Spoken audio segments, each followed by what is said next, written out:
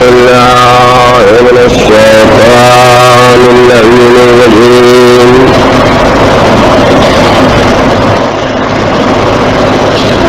بسم الله الرحمن الرحيم الحمد لله رب العالمين والعاقبة للمتقين والجنة للموحدين والنار للملحدين والصلاة والسلام على سيد الأنبياء والمرسلين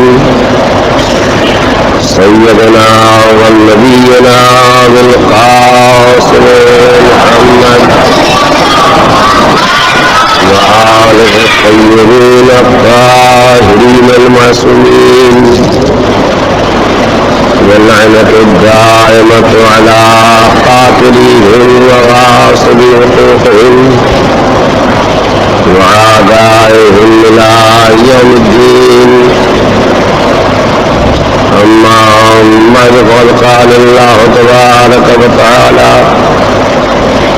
وهو أصدق القائلين بسم الله الرحمن الرحيم وما أرسلناك إلا رحمة للعالمين صلوات محمد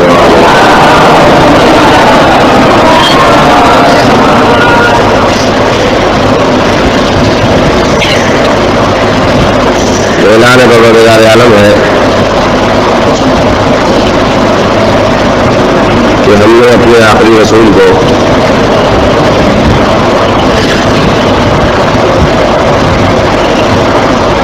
سارے عالموں کے لیے رحمت بنا کر بھیجا ہے.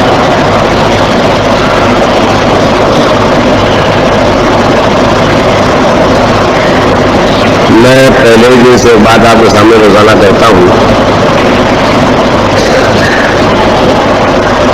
کہ حضور جو ذخیرہ رحمت لے کر آئے تھے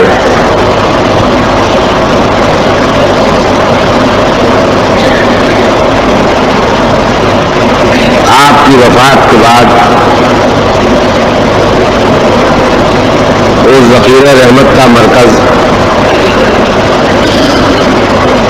ہمارے ائمہ معصومین علیہ الصلوۃ والسلام تھے.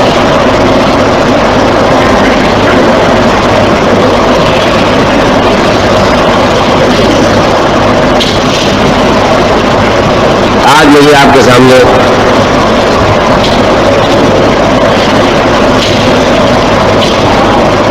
معصومہ کونین فاطمہ زہرا صلوات اللہ علیہا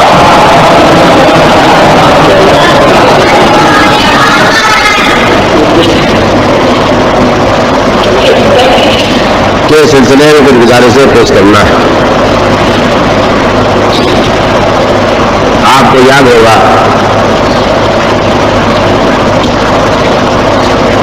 میں نے محل مسجد کی ایک مجلس میں عشر محرم میں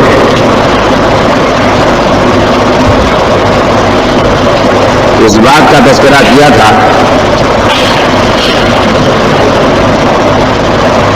کہ جب پروردگار عالم کی یہ وصیت ہوئی اور یہ منشا ہوا کہ اس دنیا میں وہ خاتون وہ بیوی پیدا ہو جو نبی نہ ہو امام نہ ہو مگر نبی اور امام نہ ہونے کے باوجود معصومہ ہو، جو نبی نہ ہو مگر حصے دار نبوت ہو، جو امام نہ ہو مگر شریک امامت ہو. تو ان فاطمہ زہرا صلوات اللہ علیہا کے لیے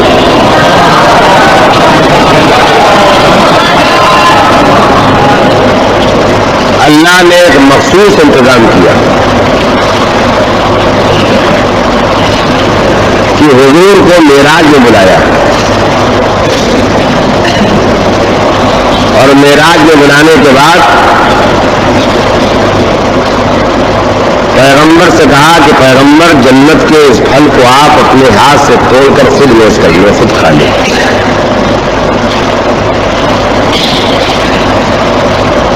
اس جنت کے پھل سے ہماری آپ کی شہزادی معصومہ کونین فاطمہ زہرا صلوات اللہ علیہا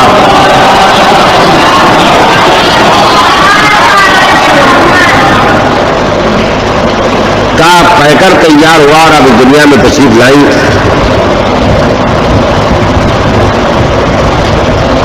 مجھے اس بات سے کوئی بحث نہیں کرنا ہے کہ معصومہ کے علاوہ پیغمبر کی اور بیٹیاں تھیں یا نہ تھیں، لیکن مجھے اس بات کا تذکرہ کرنا ہے کہ سن 11 ہجری میں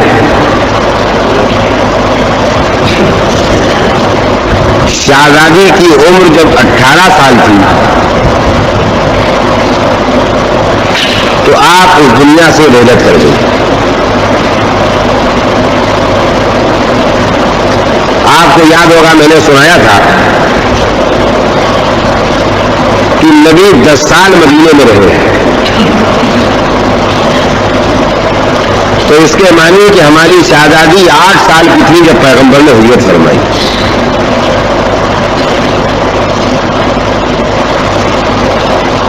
اور 8 سال کی تھی جب تب ہجرت فرمائی. اس کا مطلب یہ ہے کہ پیغمبر کی نبوت کے اعلان کے 5ویں سال شہزادی پیدا ہوئی. کل ہی شاید میں نے تذکرہ کیا تھا مولا کائنات امیر المومنین علی بن ابی طالب علیہ السلام کے حالات کے سلسلے میں.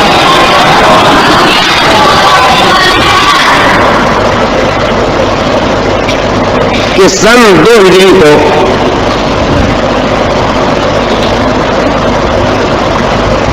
معصومہ مولا کائنات کے ساتھ بیاہی گئی.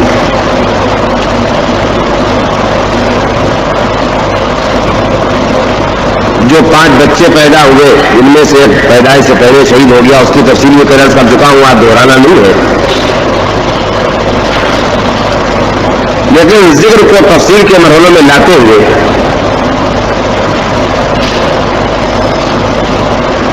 عظمت فاطمہ بتانے کے لیے حضور کے اس ارشاد کی طرف توجہ دلانا چاہتا ہوں کہ آپ نے فرمایا کہ اگر علی نہ ہوتے تو کوئی فاطمہ کا ہمسر نہیں تھا، کوئی کفو نہیں تھا.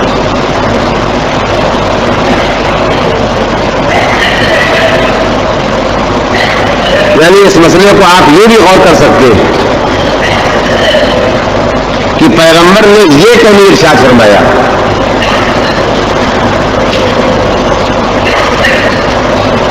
کہ اگر فاطمہ نہ ہوتی تو علی کا کوئی ہمسر نہیں تھا.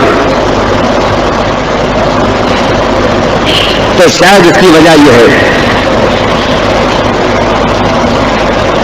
کہ پروردگار عالم نے شوہر کا درجہ بلند رکھا ہے بیوی کے درجے سے. تو 1,24,000 معصوم نبیوں کی بیویاں، ان میں سے کوئی ان کے برابر نہیں تھی، سب غیر معصومہ تھی. لیکن عورتوں میں معصومہ کونین فاطمہ زہرا صلوات اللہ علیہا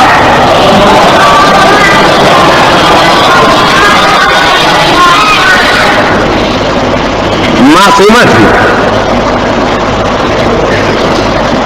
تو یہ غیر معصوم کے ساتھ نہیں بیاہی جا سکتی. آسانی کے ساتھ بچے بھی سمجھ جائیں گے. زوجہ پر، بیوی پر شوہر کی اطاعت واجب ہوتی تھی.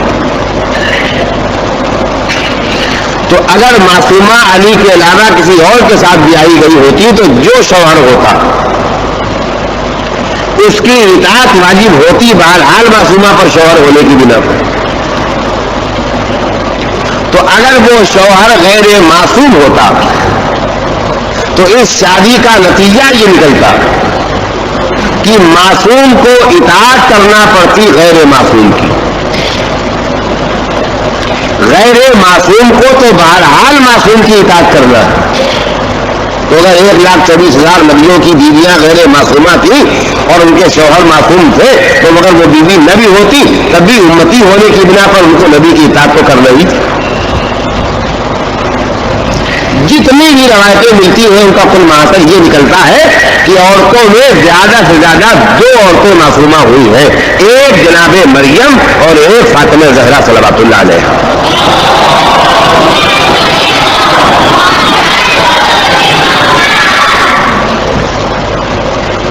تو جناب مریم بغیر شوہر کے رہی, ایک قادر خدا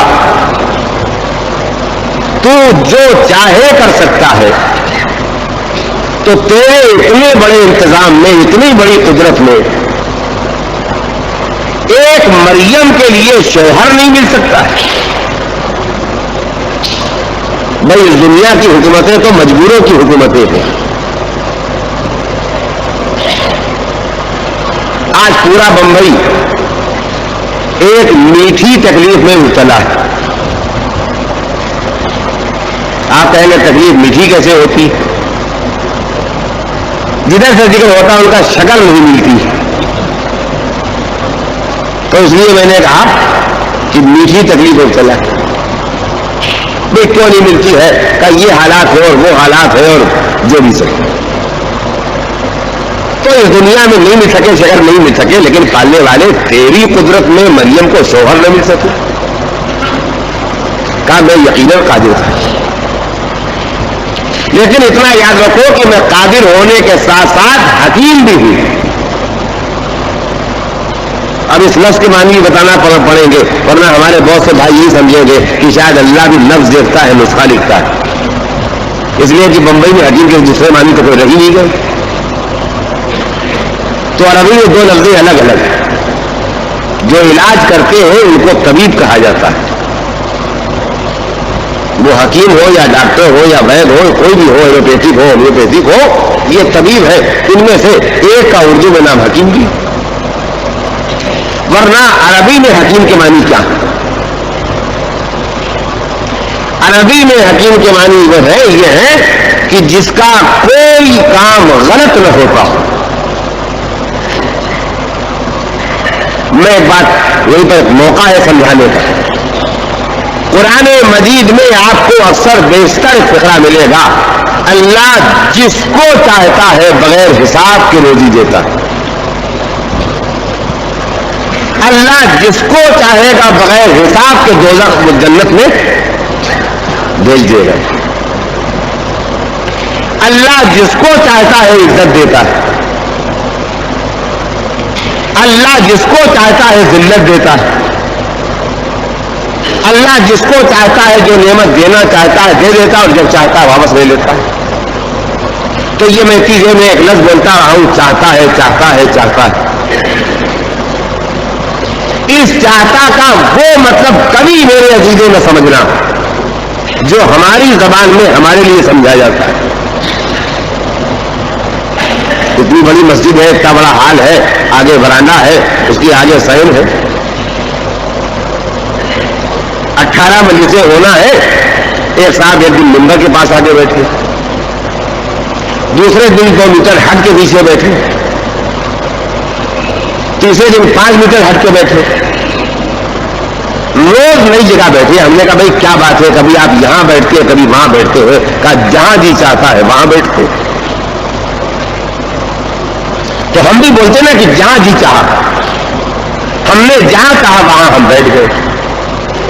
ہم نے کہا آپ نے اس آدمی کو چائے پلائی, اس کو نہیں پلائی. کہا ہمارا جی چاہے اس کو پلا دیا, ہمارا جی نہیں چاہے اس کو. ہم نے کہا کل آپ نے مجلس کی جس کو تبرک بانٹا تھا, آج آپ مجلس کرے تبرک نہیں بانٹ رہے. کہا کل ہمارا جی چاہا تھا بانٹ دیا تھا, آج ہمارا جی چاہتا نہیں بانٹتے. ہم اپنے جی کے مختار ہیں, مالک ہیں, مختار ہیں. لیکن میرے عزیزوں, میرے بھائیوں, میری بہنوں, خدا کے واسطے اس بات کو سمجھو کہ جی چاہنے کے جو معنی ہم آپ اپنے لیے بولتے ہیں وہ ہرگز خدا بند عالم کے لیے نہ بولتے ہیں نہ بول سکتے ہیں. یعنی ہمارے کہنے کا مطلب یہ ہے کہ جب ہمارے پاس کسی کام کی وجہ، کسی کام کا ریزن بتانے کا کوئی موقع نہیں ہوتا ہے تو ہم کہتے ہیں ہمارا جی چاہا ہم نے ایسا کیا۔ بھائی بازار میں ہمیں دکان پر کپڑا خریدنے گئے، 10 رنگ کے کپڑے رکھے تھے، ایک رنگ کا ہم کپڑا لے آئے۔ بھائی کیوں لے آئے؟ کہ یہی جی چاہا۔ کیوں جی چاہا؟ کہ بس جی چاہا۔ تو ہمارے پاس جب پوچھا جائے کیوں جی چاہا تو ایک ہی جواب ہے، بس جی چاہا۔ یعنی ہم کوئی وجہ نہیں بتا سکتے ہیں، ہمارے پاس کوئی معقولیت نہیں ہے، ہمارے کام میں کوئی عقلیت نہیں ہے، ہم کوئی ریزن نہیں بتا سکتے ہیں۔ تو جہاں ریزن نہیں بتا سکتے ہیں، وجہ نہیں بتا سکتے ہیں، وہاں اپنے بے سبب کام کا سبب بتاتے ہیں کہ ہمارا یہ جی چاہا۔ لیکن پروردگار عالم حکیم ہے، حکیم، یعنی اس کا کوئی کام وجہ کے بغیر ہوتا ہی نہیں۔ تو جب وہ قرآن مجید میں یہ کہے کہ ہم جس کو چاہتے ہیں اس کو بے حساب روزی دیتے ہیں تو اس کا یہ اپنے والے جی چاہنے والے حساب سے نہ سوچیے گا، اس کا مطلب یہ ہے کہ ہم جس کو اس بات کا حقدار پاتے ہیں کہ اسے زیادہ روزی دی جائے اس کو ہم زیادہ روزی دیتے ہیں، جس کے لیے ہم اپنے علم و حکمت میں مناسب سمجھتے ہیں اسے روزی زیادہ دیتے۔ تو ہم بے وجہ کام کرنے کے لیے کہتے ہیں جی چاہنا، اور اللہ اپنی وجہ، اپنے کام کی، ہر کام کی وجہ رکھتا ہے، اسی لیے وہ حاکم اور ہوتا ہے جو صرف حکومت کرتا ہے۔ اللہ وہ حاکم ہے جو حاکم بھی ہے اور حکیم بھی ہے۔ صلوات بھیجیے محمد علیہ۔ ایسا کیجیے، صلوات پڑھنے میں گروپ بنا لیجیے۔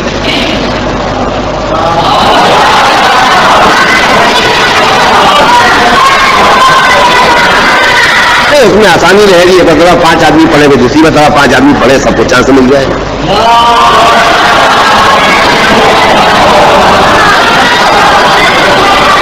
یعنی ہم تو روز گھنٹہ بھر پڑھے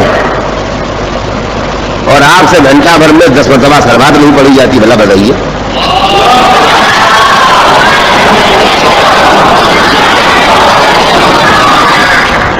حضور پر درود بھیجنے کے جو فضائل ہے، ثواب ہے، درجات ہے، بات کہیں سے کہیں نکل جائے گی، وہ پھر کسی دن موقع ہوگا تو سنا دیں گے، مگر اتنا سنیے، بات ایک مسئلہ بھی سامنے آ جائے۔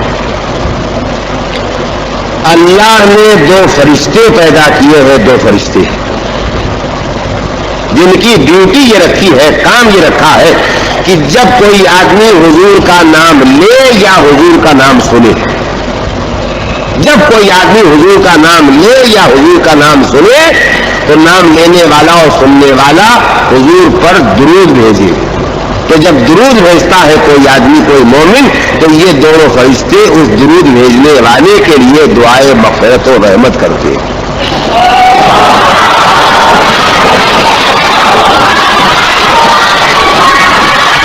اور اسی حدیث کا تھوڑا سا ٹکڑا باقی ہے، اللہ نے 2 فرشتے اور پیدا کیے۔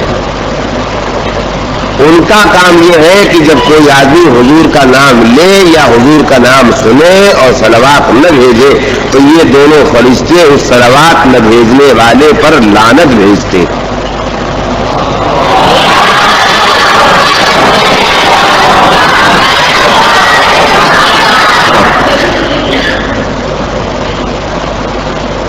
تو میں گزارش کیا کر رہا تھا کہ اللہ کے یہاں جب کبھی یہ لفظ آئے کہ جسے چاہتا اسے روزی دیتا ہے، زیادہ دیتا ہے اور کم دیتا ہے، عمر دیتا ہے اور زیادہ دیتا ہے اور کم دیتا ہے، اور جنت میں بے حساب بھیجتا ہے اور حساب کے ساتھ بھیجتا ہے، یعنی جو جس کا حقدار ہے اس کے لیے وہ ویسا کام کرتا ہے۔ تو اب ہم نے پوچھا پالنے والے تو اتنا بڑا قادر، آپ تو اتنی دیر بھول بھی گئے ہوئے بات کہاں سے کہاں سے چلی گئی۔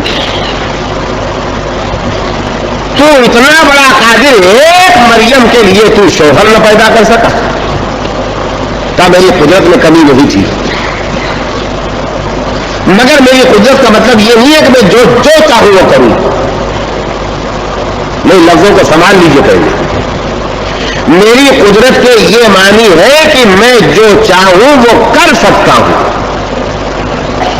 میری قدرت کے معنی یہ ہے کہ جو چاہوں وہ میں کر سکتا ہوں اور جو چاہوں نہ کروں، یعنی نہ کسی کام کے کرنے میں مجبور ہوں اور نہ کسی کام کے چھوڑنے میں مجبور ہوں۔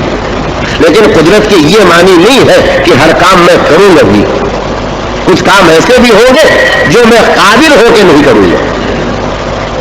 میں ظلم کر سکتا ہوں، میری قدرت سے باہر نہیں ہے، مجبور نہیں ہوں، مگر میں ظلم نہیں کروں گا تو میں قادر ہوں۔ اس کا مطلب کیا ہے کہ میں جو چاہوں کر سکتا ہوں، لیکن اس کا یہ مطلب نہ سمجھنا کہ میں ہر کام کروں گا۔ جو مناسب ہوگا وہ کروں گا اور جو نامناسب ہوگا وہ، اور یہ تو ہمارے آپ کے حساب میں بھی ہے۔ یہاں جتنے آدمی بیٹھے ہیں ان میں سے کوئی صاحب ایسے ہیں جو گالیاں نہیں بک سکتے؟ ہم خدا نخواستہ یہ نہیں کہہ رہے کہ آپ شروع کریں، اور کم سے کم بمبئی گالی بکنے میں اتنا ایکسپرٹ ہے کہ ایک گالی کے بغیر تو زبان چلتی ہی نہیں۔ میں اس کا ترجمہ کر دیا کرتا ہوں بیوی کے بھائی۔ اچھا، اور کمال کیا ہے بمبئی میں، یہ لوگ گالی خود اپنے کو بھی دیتے ہیں کہ اپن ایسا، اور ایک سماج سمجھ میں نہیں آیا کہ تم اپنے خود ایسی کیسے ہو جاؤ گے، یہ بھی گالی ہے۔ اگر پورا بمبئی بھی بولنے لگے تو جو گالی بکنے کا گناہ ہے وہ گناہ باقی رہے گا۔ مذہب نے مومنین کی شان یہ بیان کی ہے کہ وہ فواحش سے، گالیوں سے، برائیوں سے، لغویات سے، بیکار کاموں سے اپنے کو محفوظ رکھیں گے۔ ایک درود بھیجے محمد راجے گا۔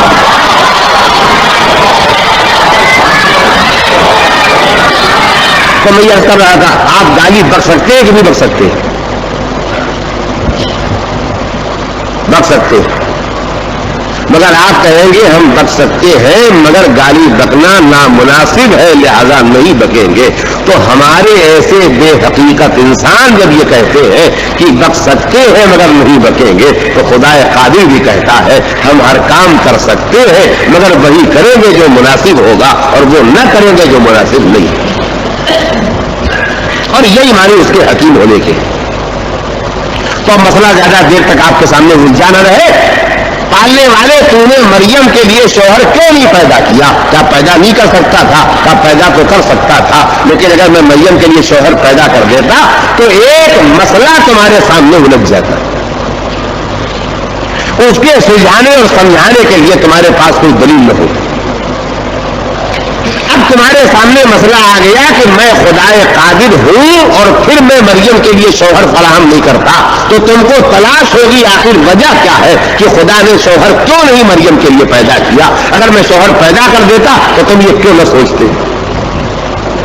اور جب تم یہ کیوں سوچو گے تو تمہیں تاریخ جواب دے گی کہ مریم جس زمانے میں پیدا ہوئی اس زمانے میں معصوم موجود تھے، جناب زکریا جن کی پرورش میں جناب مریم تھی، جو آپ کی کفالت کر رہے تھے، آپ کی پرورش کر رہے تھے، وہ بھی معصوم تھے، مگر کوئی ایسا معصوم نہیں موجود تھا جس سے مریم بیاہی جا سکتی۔ تو اللہ نے کہا اس وقت کوئی ایسا معصوم نہیں تھا جس سے مریم بیاہی جا سکی، تو میں نے کہا مریم بے شوہر کی رہیں گی مگر معصوم شوہر معصومہ کا غیر معصوم شوہر نہیں بنایا جائے گا، یعنی میں معصوم کو غیر معصوم حاکم کے زیر فرمان نہیں دوں گا چاہے بے شوہر رہ جائے مریم۔ تو میری اس بات سے تمہارے سامنے پوری ایک بات واضح ہو جائے گی کہ جو معصوم ہوگا وہ معصوم کی اطاعت تو کر سکتا ہے، غیر معصوم کی اطاعت نہیں کر سکتا، اور جب غیر معصوم کی اطاعت نہیں کر سکتا ہے تو کوئی معصوم امام کسی غیر معصوم خلیفہ کی نہ بیعت کر سکتا تھا، نہ کی ہے بیعت اور نہ کرنے کا امکان تھا۔ یہ صلوات بھیجے محمد رسول۔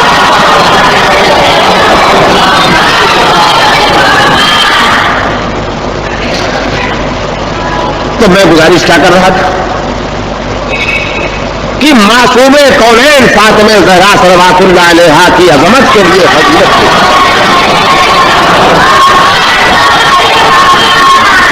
حضور کا یہ ارشاد کافی ہے کہ اگر علی نہ ہوتے تو فاطمہ کا کوئی کفو نہ ہوتا، کوئی ہمسر نہ ہوتا۔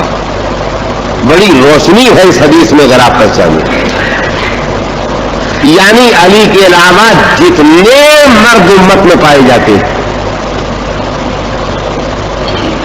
علی کے علاوہ امت میں جتنے مرد پائے جاتے ہیں، نبی کا یہ ارشاد بتاتا ہے کہ تم میں سے کوئی فاطمہ کے برابر نہیں۔ تو سوچنے کی بات ہے، جب پوری امت مل کے فاطمہ کے برابر نہیں ہو سکتی ہے تو پھر جو فاطمہ کا شوہر ہوگا امت اس کے برابر کیا ہو سکے گی؟ ہم مسجد میں تو بجماعت صلوات بھیجا کرو بھائی۔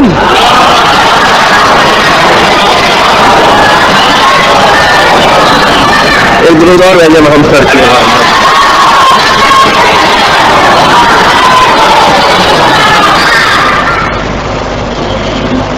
جلالت فاطمہ، عظمت فاطمہ، کمال فاطمہ، مرتبت فاطمہ کے بتانے کے لیے اتنا کافی ہے کہ پوری دنیا میں اس وقت کوئی ایسا نہیں تھا جو فاطمہ کا ہم رتبہ ہو سکے۔ تو معلوم یہ ہوا کہ اس وقت دو ہی ایسی ہستیاں تھیں جو فاطمہ سے بلند تھی، ایک فاطمہ کا باپ اور ایک فاطمہ کا شوہر۔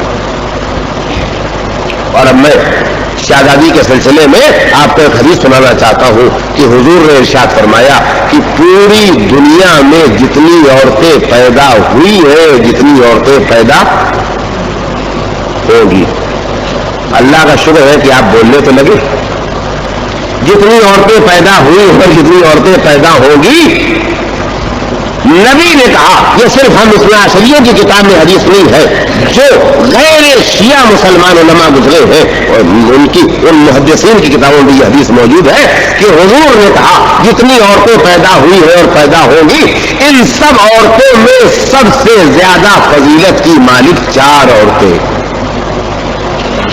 ہم ان 4 کے علاوہ کسی 5ویں کے نام بڑھانے کا نہ مجھے حق ہے اور نہ آپ کو ہے، نہ کسی اور کو۔ 4 نام بتائے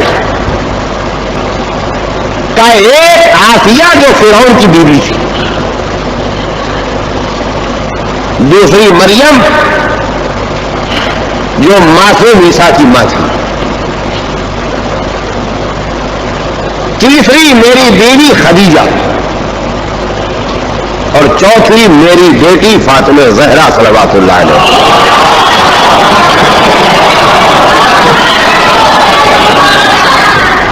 اور فرمایا کہ ان 4 عورتوں میں سب سے بہتر ہے میری بیٹی فاطمہ زہرا۔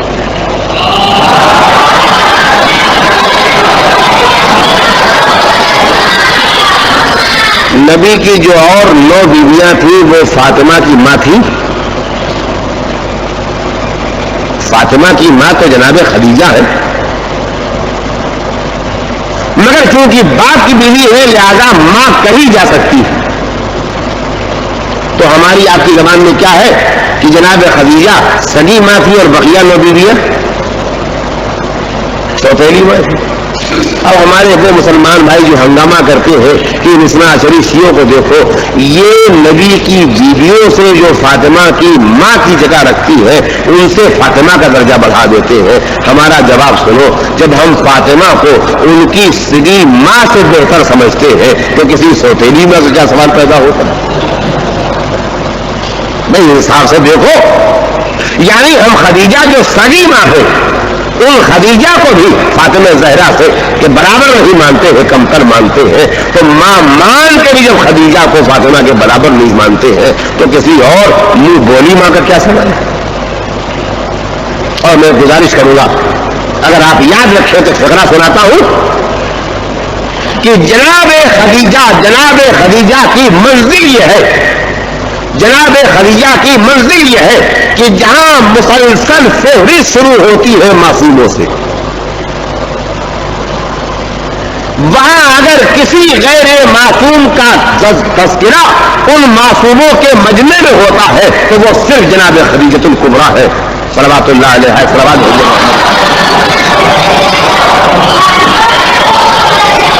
ہمارے بچوں کو یاد ہے، بات یاد آگے سن لیجیے۔ امام حسین السلام کی ہم جب زیارت پڑھتے ہیں تو کیا پڑھتے ہیں؟ السلام علیکہ یا وارث آدم صفت اللہ۔ اب زیارت پوری نہیں سناؤں گا، ترجمہ جلدی۔ آدم کے وارث تم پر سلام۔ سلام کس پر ہو رہا ہے؟ حسین پر۔ کس کے وارث؟ آدم کے۔ تو آدم معصوم تھے غیر معصوم؟ معصوم۔ اب 1,24,000 دو، سب کے نام تو معلوم بھی نہیں اور لینا ممکن بھی نہیں تھا. کہا نوح کے وارث تم پر سلام. تو معلوم ہوا نوح اور آدم کے درمیان جتنے نبی گزرے ہیں ان کے بھی وارث ہو گئے. ابراہیم خلیل اللہ کے وارث حسین تم پر سلام. تو اب جناب نوح اور جناب ابراہیم کے درمیان جتنے نبی ہیں یہ کیونکہ صاحب شریعت ہے ان کا نام آ رہا. ان کے وارث موسیٰ کلیم اللہ کے وارث، عیسیٰ روح اللہ کے وارث، محمد الحبیب اللہ کے وارث صلوات اللہ صلی اللہ علیہ وسلم. علی ولی اللہ کے وارث. تو میں آپ سے پوچھنا چاہتا ہوں یہ ذکر کس کا ہو رہا ہے؟ معصوم کا ہو رہا ہے یا غیر معصوم کا ہو رہا ہے؟ سب معصوم. ایک نام لیا آدم کا اور ایک نام لیا حضور کا، تو پوری فہرست آ گئی یا نہیں آ گئی؟ اور اس کے بعد علی کا ذکر آیا، فہرست امامت بھی شروع ہو گئی. پھر اب اس کے بعد دوسرا گشت شروع ہوا. السلام علیکہ یبنا محمد المصطفیٰ. حضور کا میں نے نام لیا ہے، آپ بھی صلوات پڑھیے. نہیں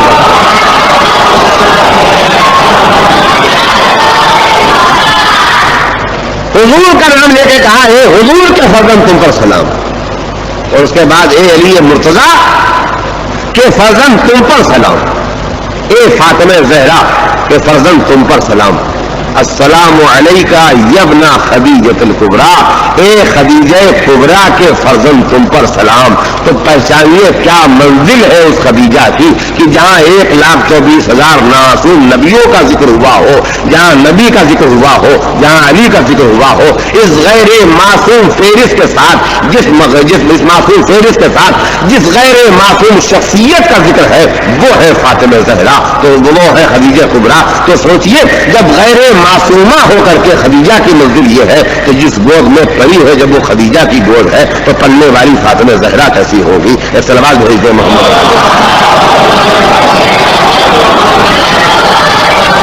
اور یہاں بھی میرے عزیزوں یہ یاد رکھنا کہ پہلا فقرہ کیا ہے؟ اے فاطمہ زہرا کے فرزند. پھر فقرہ ہے اے خدیجہ کبریٰ کے فرزند، یعنی فاطمہ کا درجہ بلند ہے خدیجہ سے. تو یہ میں نے اس لیے بتایا ہے کہ میرے بچے کبھی بھی ویسے ہو تو انہیں بتا سکتے ہیں کہ جب ہم سگی ماں سے بہتر سمجھتے ہیں تو کسی سوتیلی ماں کا تذکرہ ہی کیا.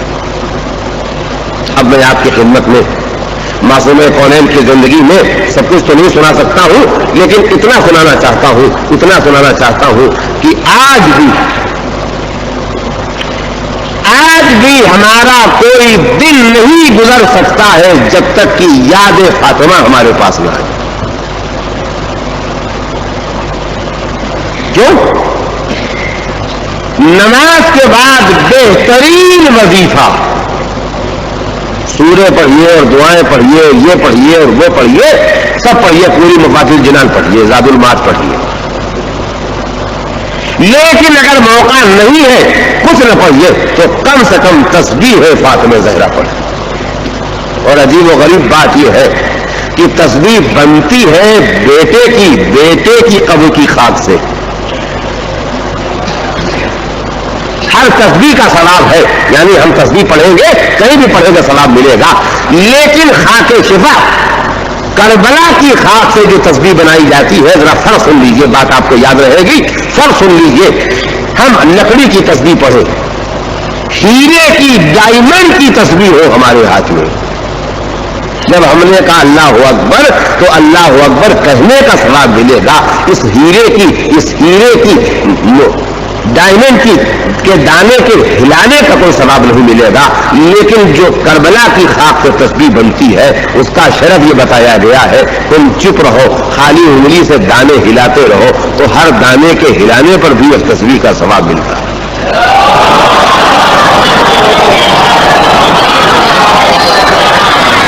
تو کہنا کیا چاہتا ہوں؟ کہنا یہ چاہتا ہوں کہ آج بھی عبادت ماں بیٹے سے مل کے بن رہی ہے.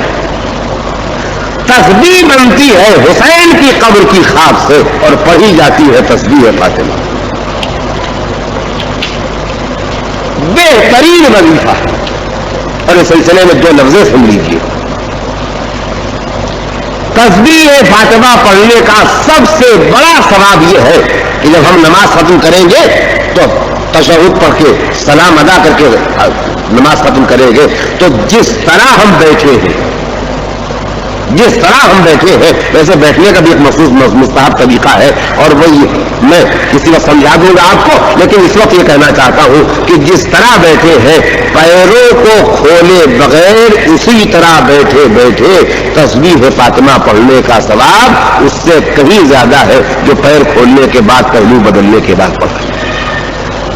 یعنی جس پوزیشن میں تم نے نماز ختم کی ہے اسی پوزیشن میں تسبیح فاطمہ زہرا بھی پڑھو۔ سلامات تو بھیجیے محمد علی کو۔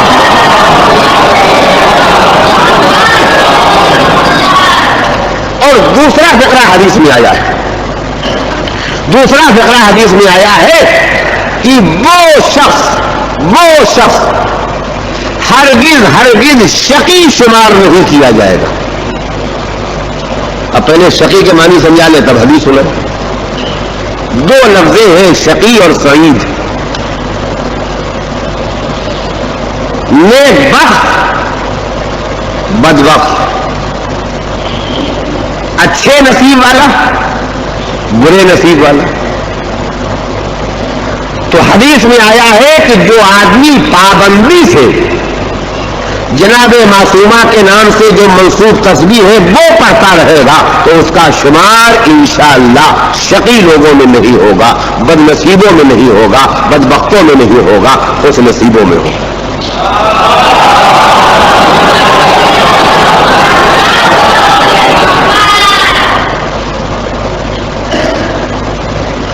تو آج بھی کوئی دن نہیں گزرتا ہے جب تک کہ یاد فاطمہ کا سامان ہمارے آپ کے سامنے نہ پیدا ہو۔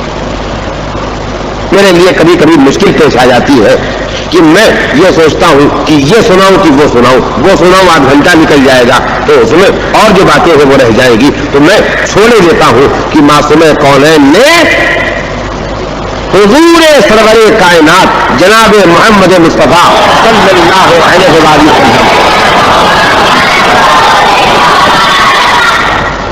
کی وفات کے بعد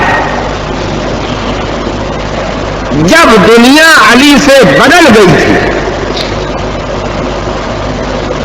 سناتا تو پوری مجلس کا 1 گھنٹہ اسی میں لگ جاتا، میں اس میں سے 10-5 منٹ آپ کو سنا کے جناب فاطمہ شہزادی جو ہے ہماری، ان کا جو شاہکار ہے، جو کارنامہ ہے، جو عظیم کام ہے، اس کا ایک خلاصہ کرنا چاہتا ہوں۔ نبی کے انتقال کے بعد دنیا نے علی سے اپنا رخ پھرا لیا، اور کتنا رخ پھرا لیا تفصیل نہیں سنا تھا، بس اتنا سنیے کہ علی کے گلے میں قیدی بنانے کے لیے چادر کا پھندا ڈالا گیا۔ ایک لفظ سوچیے، مسلمان اور علی کو قیدی بنائے، قیامت ہے کہ نہیں؟ اور قیدی بنا کے بھرے ہوئے بازار میں لے جائے اور کوئی نہ کہے کہ کیا کر رہے ہو یہ۔ وہ علی جس کا احسان اسلام پر بھی ہے اور جس کا احسان مسلمانوں پر بھی ہے۔ میں بات نکلی آتی ہے، میں کیا کروں، ایک جملہ کہنا چاہتا ہوں، کم سے کم ان مسلمانوں کو اتنا تو یاد رکھنا چاہیے تھا کہ ان علی نے اگر تلوار احد کے دن نہ اٹھائی ہوتی تو کافروں نے ہم سب کی گردنیں کاٹ کے رکھ دی ہوتی۔ تو میدان احد میں جب میدان خالی ہو گیا تھا مسلمانوں سے اور مسلمان بھاگ گئے تھے، تو اسلام کی حفاظت، اسلام کی مدد کے لیے علی نے تلوار چلا کے جب دشمن کو بھگایا تو نہ صرف نبی کی جان بچائی، نہ صرف اسلام پر اسے احسان کیا بلکہ سارے مسلمانوں پر احسان کیا۔ تمہاری گردنیں بچی ہے تو علی کی وجہ سے، تمہارے گھر بچے ہیں تو علی کی وجہ سے، تمہاری عورتیں قیدی ہونے سے بچی ہے تو علی کی وجہ سے، اور اگر آج علی نہ ہوتے تو تمہارے گھر مٹ گئے ہوتے، تو جو اگلے بچے پیدا ہوئے ہیں وہ نہ پیدا ہوتے، جو جوان ہوئے ہیں بچے وہ جوان نہ ہوتے۔ یعنی پوری نسل پر، اگلی پچھلی نسل پر احسان تھا ایک جنگ احد کے ذریعے علی ابن ابی طالب علیہ السلام کا، تو کم سے کم کسی مسلمان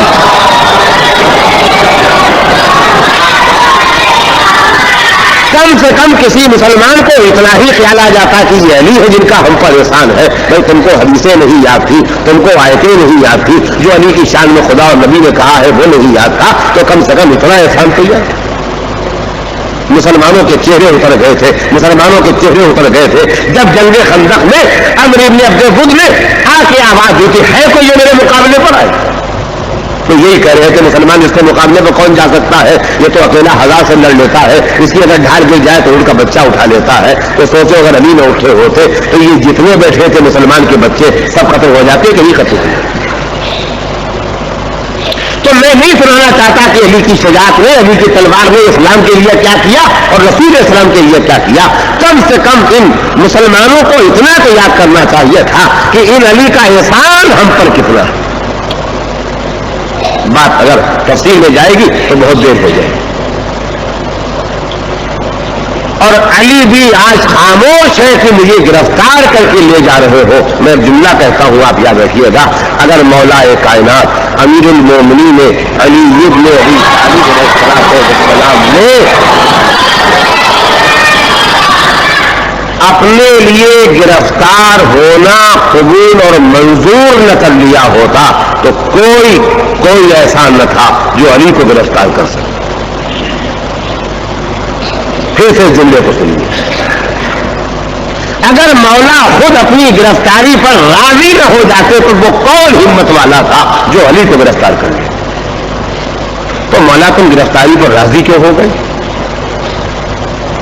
کا گرفتاری پر جو راضی ہو گئے اس کی مثلاً 100 وجہ ہوگی. ایک وجہ سناتا ہوں کہ جب میں گرفتار ہونے پر راضی ہو گیا تو کتاب میں یہی تو لکھا جائے گا علی گرفتار ہوئے. ہم نے کہا بے شک مولا یہ لکھا جائے گا. کہ جب یہ لکھا جائے گا تو تاریخ پڑھنے والا پوچھے گا کیوں گرفتار ہوئے, کس نے گرفتار کیا؟ تو سب لکھیں گے جو حکومت قائم ہوئی تھی اس نے گرفتار کیا, اور اس لیے گرفتار کیا کہ علی نے بیعت نہیں کی تھی لہذا گرفتار کیا. کہ میں اسی لیے گرفتار ہونا چاہتا ہوں تاکہ تاریخ میں لکھ جائے کہ میں نے بیعت نہیں کی تھی, ورنہ میں گرفتار نہ کیا جاتا. تاکہ آگے جو روایتیں لکھی جائیں کہ علی نے بیعت کر لی تھی تو میری گرفتاری ہر روایت کی گرفت کرتی رہے کہ روایت جھوٹی. تو علی گرفتار ہو گئے اور کسی نے علی کی حمایت میں آواز نہیں بلند کی. وقت نہیں, موقع نہیں, تفصیل کی جگہ نہیں. تو اس وقت علی کی مدد پر معصومہ کونین فاطمہ زہرا صلوات اللہ علیہا تشریف. اور میرے بھائیوں میری بہنوں آسانی کے ساتھ یاد رکھنا کہ علی کی مدد کے لیے فاطمہ نے آ کے بتایا کہ ہر جزاء الاحسان الا الاحسان, نیکی کا بدلہ نیکی کے علاوہ کچھ نہیں ہو سکتا ہے. کل میرے باپ کو مدد کی ضرورت تھی تو علی نے مدد کی تھی, آج علی کو مدد کی ضرورت تھی تو میں نے مدد کی ہے. یہ باپ کا حق ہے جو میں ادا کر رہی ہوں. میں آپ کے سامنے مجبور ہوں کہ وقتی کمی کی بنا پر تفصیلات کو نہیں جا سکتا, بس اتنا سنانا چاہتا ہوں. دربار میں گرفتار کر کے لے جائے گئے اور کہا بیعت نہیں کرو گے تو قتل کر دیں گے. علی نے کہا بیعت نہیں کرے گے, جو کرنا ہو وہ کر لو. تو تلوار اٹھنا چاہیے تھا, علی قتل کر دیے جاتے. مگر جواب کیا ہے سنیے, جس سے آپ کو معصومہ کی طاقت کا اندازہ ہوگا. تو کسی اور کا ذکر نہیں. نمبر 1 میں سمجھتا ہوں نمبر 1 کا کوئی برا لفظ ہے بھی نہیں. اگر برا لفظ ہے تو نمبر 2 برا لفظ ہے, نمبر 1 کوئی برا لفظ ہے. نمبر 2 نمبر 1 سے کہا علی بیعت سے انکار کر رہے ہیں, انہیں قتل ہونا چاہیے, قتل کرنا چاہیے. تو نمبر 1 نے نمبر 2 سے کہا انہیں جانے دو, جب تک فاطمہ زندہ ہے تب تک ہم علی پر ہاتھ نہیں ڈال سکتے. یہ اس کا نام ہے جو حسین کی ماں تھی. تو معلوم ہوا جب علی کے خلاف تھی دنیا تو مدد کے لیے فاطمہ زہرا آئی, اور اتنی پرقوت طریقے سے آئی کہ سب سے بڑا سربراہ حکومت یہ کہتا ہے کہ ہم علی پر ہاتھ نہیں ڈال سکتے جب تک کہ فاطمہ زہرا زندہ ہے. نبی کی حفاظت علی کرے, علی کی حفاظت فاطمہ کرے. فاطمہ دربار میں آئی, تفصیلات میں نہیں جاؤں گا. اور دربار میں آ کے جو کچھ بھی کہا اس کا ماحول یہ تھا کہ حاکم کو کہا کہ تم ظالم ہو، تم غاصب ہو، تم جھوٹے ہو، تم جو بیان کرتے ہو وہ غلط ہے، تم نے جو میری جائیداد پر قبضہ کیا ہے وہ غلط ہے، اور تم نے میرا حق چھینا ہے، تم ظالم ہو۔ یہ کس کو کہہ رہی ہے فاطمہ پہچانیے، جہاں سے مسلمان تاریخ شروع کر رہا ہے۔ اور وقار فاطمہ پہچانیے، وقار فاطمہ پہچانیے، فاطمہ کہہ رہی ہے کہ پھر رو رہا۔ اگر متوجہ ہو جائیں ایک سلوات بھیجے، ایک فقرہ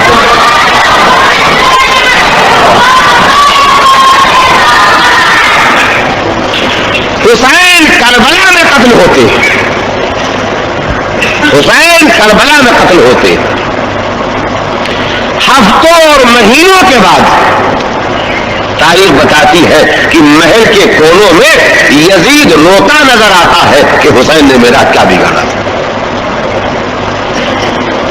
تو جو ہفتوں کے بعد اپنے قاتل کو، اپنے دشمن کو رونے پر مجبور کر دے وہ حسین، اور جو بھرے دربار میں اپنے دشمن کو رونے پر مجبور کر دے وہ حسین کی ماں فاطمہ زہرا صلوات اللہ۔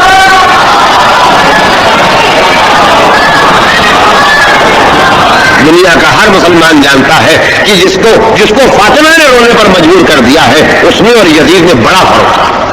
یزید کو تو آج سب برا کہہ سکتے ہیں لیکن انہیں برا کہنا آسان نہیں ہے۔ تو جہاں سے تاریخ شروع ہوتی ہے فاطمہ نے وہی شکست دے دی، اور شکست کا ثبوت یہ ہے کہ ایک دن دونوں، سمجھ گئے، ایک دن دونوں فاطمہ زہرا صلوات اللہ علیہا کے دروازے پر نظر آئے۔ ہم فاطمہ کو راضی کرنے آئے، طے کر لیجیے، پہچان لیجیے ہارا کون ہے جیتا کون ہے۔ فاطمہ دربار میں نہیں گئی کہ ہم نے تم کو ایسا ایسا کہا تھا لہذا ہم تمہیں راضی کرنے آئے ہیں، یہ آئے راضی کرنے۔ تو فاطمہ نہیں گئی، یہ آئے اب آپ پہچانیے ہارا کون جیتا کون۔ باقیات کی تفصیل نہیں سنا سکتا ہوں لیکن اتنا سنانا چاہتا ہوں کہ مولا کائنات کی سفارش پر فاطمہ زہرا صلوات اللہ علیہا نے گھر میں آنے کی اجازت دی، مگر اس شان سے کہ چادر اوڑھ کے اپنا منہ دیوار کی طرف کر لیا اور پیٹ آنے والوں کی طرف کر لی۔ ان دونوں نے کہا رسول کی بیٹی ہم تم کو تمہارے باپ کے حق کا واسطہ دیتے ہیں کہ تم ہم سے کوئی بات کرو۔ کہا میں تم سے بات کرنے پر تیار نہیں ہوں، اتنا ناراض ہوں تم سے کہ بات کرنے پر تیار نہیں ہوں، مگر تم نے میرے باپ کے حق قسم دلائی ہے تو میں تم سے ایک حدیث پوچھتی ہوں کہ میرے باپ کی حدیث اگر تم نے سنی ہو تو بتا دینا۔ کہا اگر سنی ہوگی رسول کی بیٹی ضرور بتا دیں گے۔ کہا تم نے یہ سنا کہ میرے باپ نے کہا ہے فاطمہ میرا ایک حصہ ہے، جس نے فاطمہ کو غضبناک کیا اس نے مجھ کو غضبناک کیا، جس نے فاطمہ کو اذیت پہنچائی اس نے مجھ کو اذیت پہنچائی۔ کہا ہم نے یہ حدیث سنی ہے۔ کہا پھر سنو، میں خدا کو گواہ کر کے کہتی ہوں کہ تم دونوں نے مجھ کو غضبناک کیا، میں تم سے ناراض ہو کے جا رہی ہوں۔ اب آپ پہچانیے ہارا کون جیتا کون۔ گردن کٹ جائے یہ ہار جیت نہیں، گھر جل جائے یہ ہار جیت نہیں ہے، کوئی قیدی بن جائے یہ ہار جیت نہیں ہے۔ ہار جیت یہ ہے کہ کس کا حق ہونا ثابت ہوا اور کس کا باطل ہونا ثابت ہوا۔ اور فاطمہ دنیا سے یہ کہہ کے چلی گئی میں تم دونوں سے ناراض ہوں، اور آج دنیا میں کوئی ایسا نہیں ہے جو منہ میں یہ زبان رکھتا ہو کہ فاطمہ جنت میں نہیں جائے گی، بلکہ آج بھی فاطمہ ہی خاتون جنت کہلاتی ہے، یعنی جنت کی مالک اگر ہے تو فاطمہ زہرا۔ بات میں بات نکل آئی، بات میں بات نکل آئی تو میرے نوجوانوں میں تشریح میں نہیں کہوں گا لیکن یاد رکھیے گا، جب کبھی تم سے کوئی آدمی کہے کہ تم فلاں فلاں فلاں کو نہیں مانتے ہو لہذا تم جنت میں نہیں جا سکتے ہو، یہی تو کہے گا کہنے والا اپنے مذہب کے اعتبار سے۔ جو شیعہ نہیں ہے وہ ہم سے یہی کہے گا کہ تم فلاں فلاں کو نہیں مانتے ہو لہذا تم جنت میں نہیں جا سکتے ہو، یہی اپنے مذہب کی بنا پر کہے گا۔ میں آپ کو جواب دے دیتا ہوں، آپ ان سے پوچھئے گا کہ فاطمہ جنت میں جائیں گی یا نہیں جائیں گی، اور اگر ہر مسلمان کو یہ کہنا پڑے گا فاطمہ جنت میں جائے گی تو فاطمہ کا جواب ہوگا جب میں ان کو مانے بغیر جنت میں جا رہی ہوں تو میرے شیعوں میرے غلاموں تم پریشان نہ ہونا، میں تم سب کے لیے سینہ سپر ہو گئی ہوں، میرا جنت میں جانا دلیل ہے کہ ان کو نہ مان کے تم بھی جنت میں جاؤ گے۔ اے صلوات بھیج دے محمد۔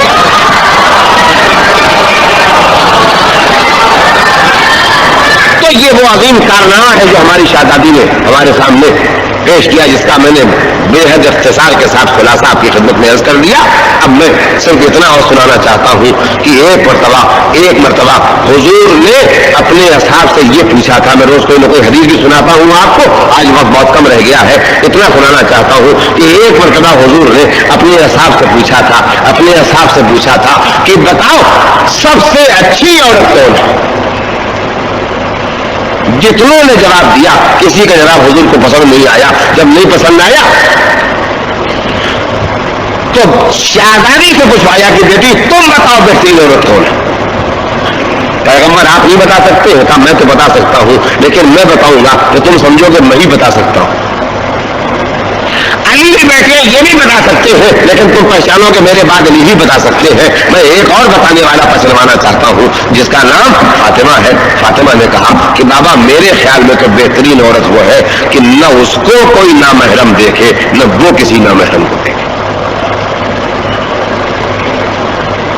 تو حضور نے کہا کہ فاطمہ میرے کلیجے کا ٹکڑا ہے، میری نبوت کا حصہ ہے، اس نے وہی جواب دیا ہے جو خدا اور رسول کی نگاہ میں صحیح جواب ہے۔ تو میں آپ کی خدمت میں گزارش کرنا چاہتا ہوں کہ آج زمانے میں کوئی پیمانہ بن جائے،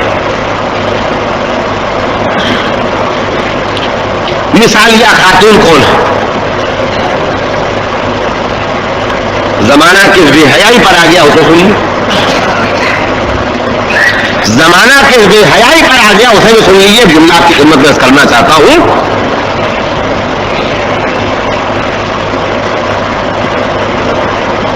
ان کا یہ کون ہے؟ کہا یہ خاتون ہند ہے۔ خاتون ہند کا مطلب کیا ہوا؟ آپ ہم سے زیادہ اخبار پڑھتے ہیں، ہم تو کبھی کبھی پڑھتے ہیں۔ ان کا ہندوستان کی جتنی خوبصورت عورتیں جمع ہوئی تھی مقابلے میں، تو جو خوبصورتی کا فیصلہ کرنے والے ججز بیٹھے تھے انہوں نے طے کیا ہے کہ اس پوری پارٹی میں سب سے خوبصورت یہ عورت تھی، لہذا یہ خاتون ہند ہے۔ اور مقابلہ کہاں کہاں ہو رہا ہے؟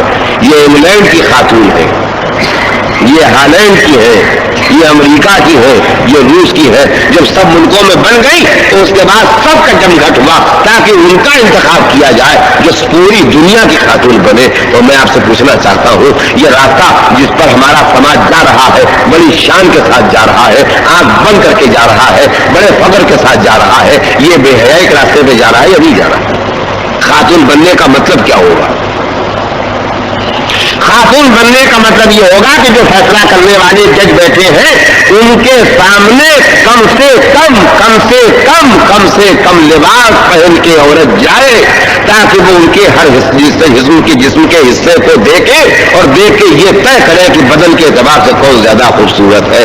راز پہچانیے، آج جو اس بے حیائی پر آمادہ ہو جائے وہ حسین عالم کہلاتی ہے، وہ حسین ہند کہلاتی ہے، وہ حسین بمبئی کہلاتی ہے، اور ہماری شہزادی کہتی ہے جو نہ نامحرم کو دیکھے نہ نامحرم اسے دیکھے، بہترین عورت وہ ہے۔ پہچانو یہ راستہ صحیح ہے یا یہ راستہ صحیح ہے۔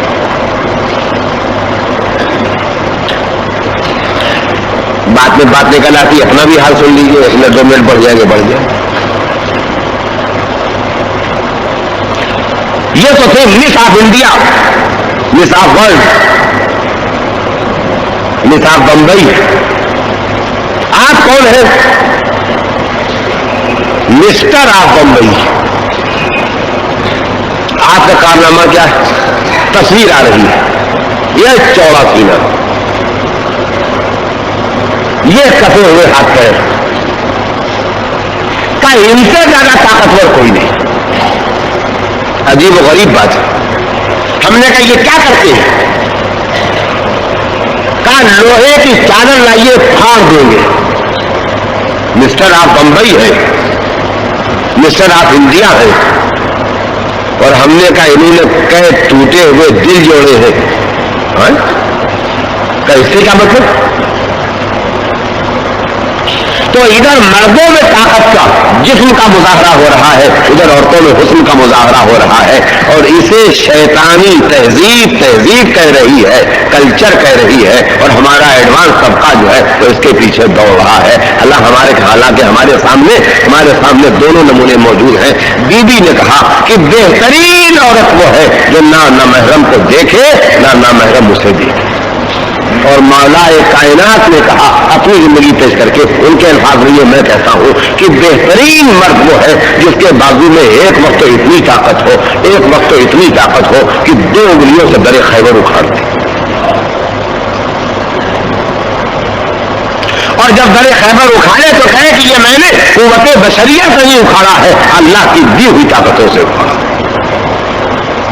اور کبھی وہی اتنا کمزور نظر آئے کہ سوکھی ہوئی جو کی روٹی کو ہاتھ سے نہ توڑ سکے تو زانو کے زور سے توڑے، یہ بتانے کے لیے کہ وہ ربانی طاقت ہے، وہ سرکاری طاقت ہے، یہ بشری طاقت ہے، یہ میری نجی طاقت ہے۔ اور راتوں کے اندھیرے میں علی ایسا روتے تھے کہ آنکھوں سے آنسوں کی نہریں جاری ہیں، ایسا بلبلا کے روتے تھے، ایسا تڑپ کے روتے تھے کہ سننے والے سمجھتے تھے کہ جیسے کوئی ایسا ہے جس کو خدا نخواستہ کسی زہریلے کیڑے نے کاٹ لیا ہے جو تڑپ رہا ہے، یا کوئی ماں ہے جس کا جوان بیٹا مر گیا ہے اور وہ اس کے غم میں تڑپ رہی ہے۔ اور یہ کون تھے؟ یہ علی تھے جو معبود کے سامنے اظہار خضوع اور خشوع کے لیے پیش کرے۔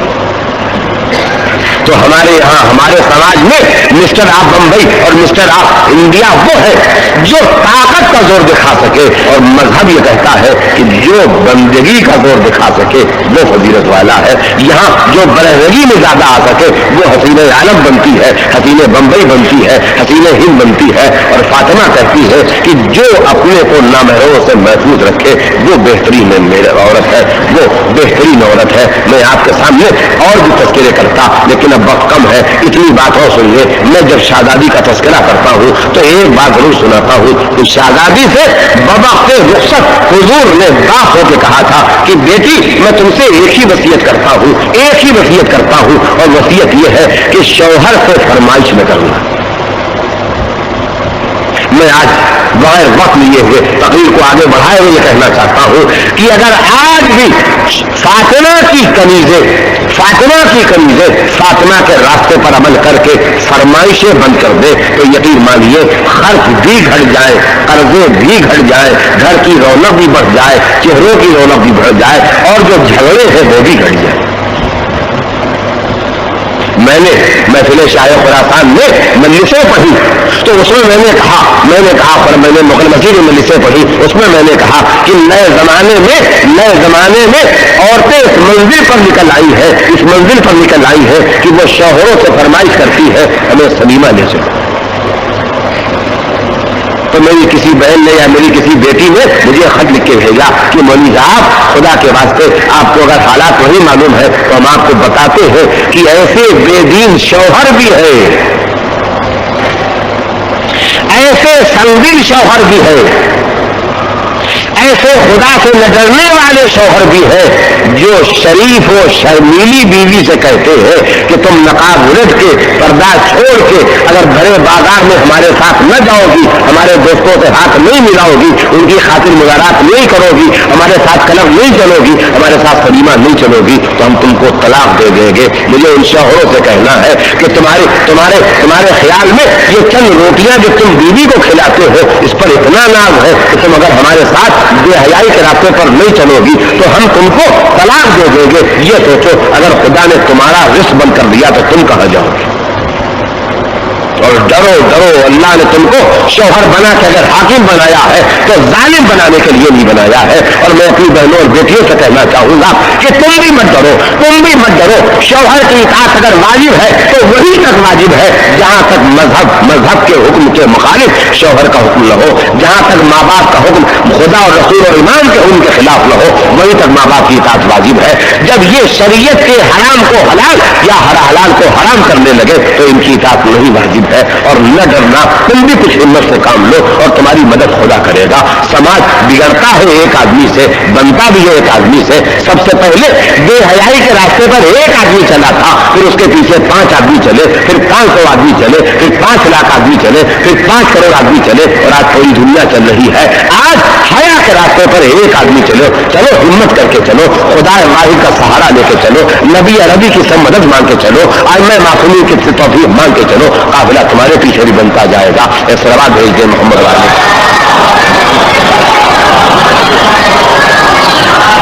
بس میں شہزادی کے سلسلے میں ایک بات تو آپ کو یاد دلانا چاہتا ہوں کہ آپ یہ فرما گئی ہے کہ بہترین عورت وہ ہے جو نہ نامحرم کو دیکھے نہ نامحرم اسے دیکھے۔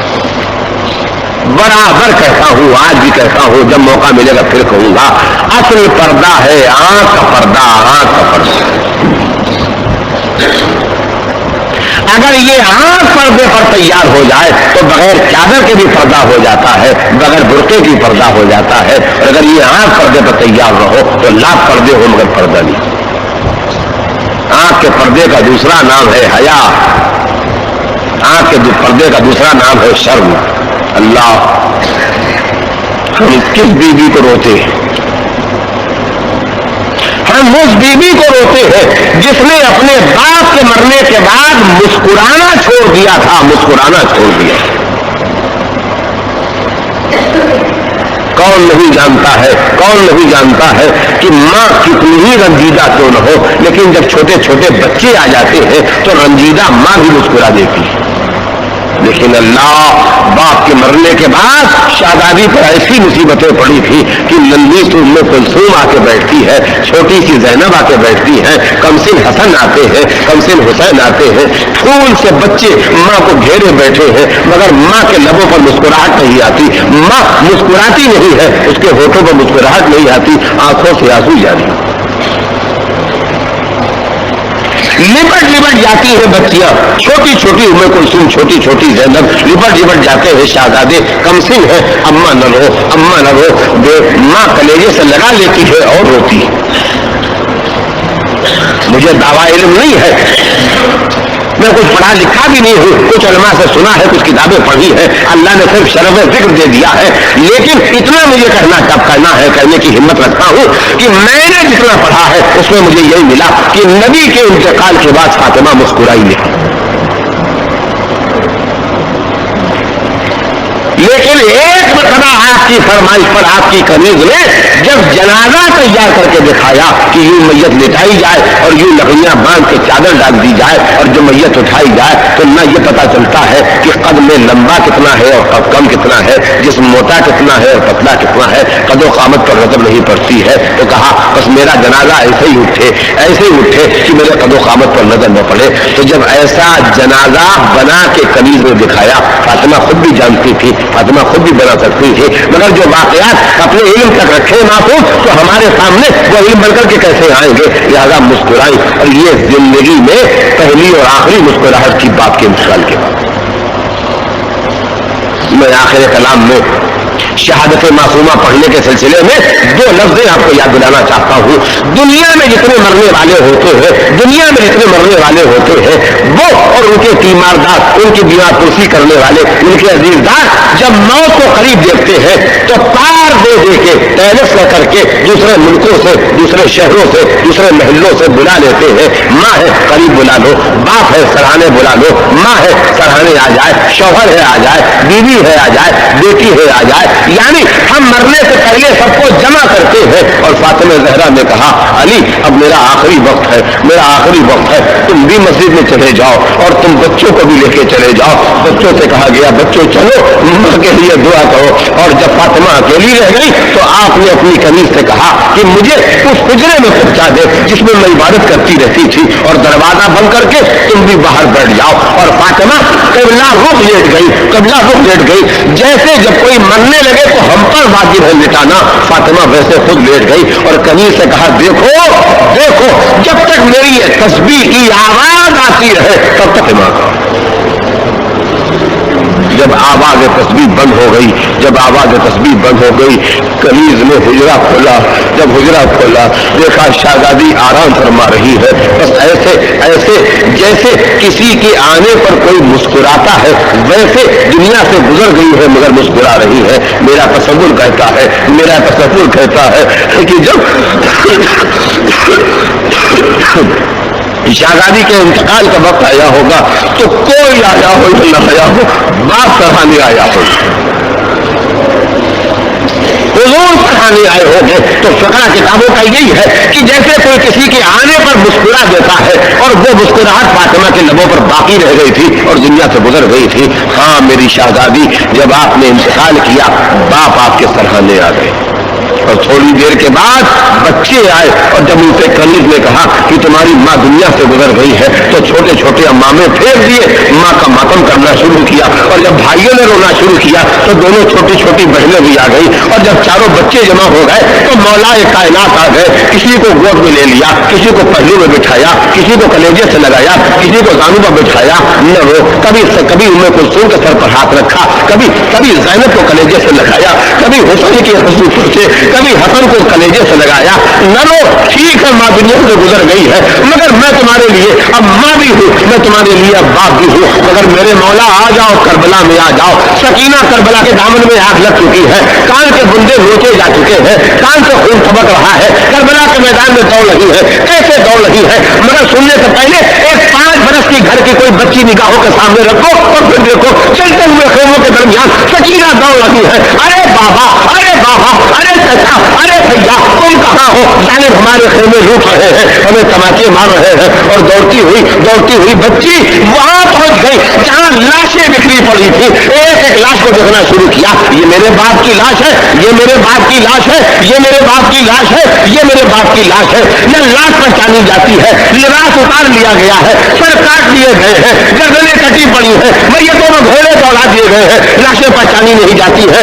سورج تو ڈھل لگ چکا ہے، رات کو اندھیرا ہو چکا ہے، ننھی بچی اندھیرے میں، سناٹے میں، ڈراؤنے ماحول میں، مگر مطمئن کھڑی ہے، اس لیے کہ فاطمہ کی پوتی ہے، علی کی پوتی ہے، حسین کی بیٹی ہے۔ فاطمہ لاشوں کے درمیان کہا بابا بڑی دیر ہو گئی مجھے ڈھونڈتے ڈھونڈتے، اب تم ہی بتاؤ کہ تم کہاں ہو۔ ایک کٹی ہوئی گردن سے آواز آئی، الیہ یا بنیا، اے میری بیٹی، اے میری بیٹی ادھر آ جا، تیرے باپ کی لاش یہاں پڑی ہے۔ سیعلم الذین ظلموا ای منقلب ینقلبون۔